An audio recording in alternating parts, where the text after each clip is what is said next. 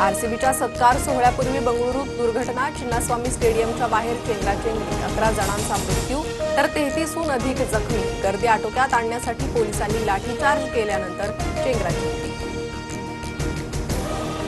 कर्नाटक विधान भवन परिसरात आरसीबीच्या खेळाडूंचा सत्कार, एकीकडे चाहत्यांचा मृत्यू तर दुसरीकडे विजयाचा जल्लोष.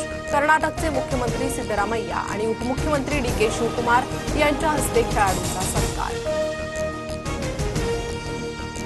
आरसीबीच्या सेलिब्रेशनसाठी अख्खं बंगळुरू हाऊसफुल. चेंगराचेंगरीच्या घटनास्थळी चपलांचा खच, काही जण झाडांवर तर काही स्टेडियमच्या भिंतींवर आणि बसवरही चढले. समृद्धी महामार्गाच्या शेवटच्या टप्प्याचं आज उद्घाटन. मुंबई ते नागपूर 701 किलोमीटरचा महामार्ग तयार. एमएसआरडीसी व्यवस्थापकीय संचालक अनिल कुमार गायकवाड यांची माहिती. लाडक्या बहिणींच्या खात्यात मे महिन्याचा हप्ता जमा होण्यास सुरुवात. महिला आणि बालकल्याण मंत्री आदिती तटकरे यांची माहिती. मुंबई, ठाणे, पालघर, रायगड आणि रत्नागिरीला आज पावसाचा येलो अलर्ट. नागरिकांना काळजी घेण्याचं प्रशासनाचं आवाहन. सिंहगड किल्ला आजपासून पर्यटकांसाठी खुला. सिंहगड किल्ल्यावरील अतिक्रमण हटवण्याची कारवाई पूर्ण.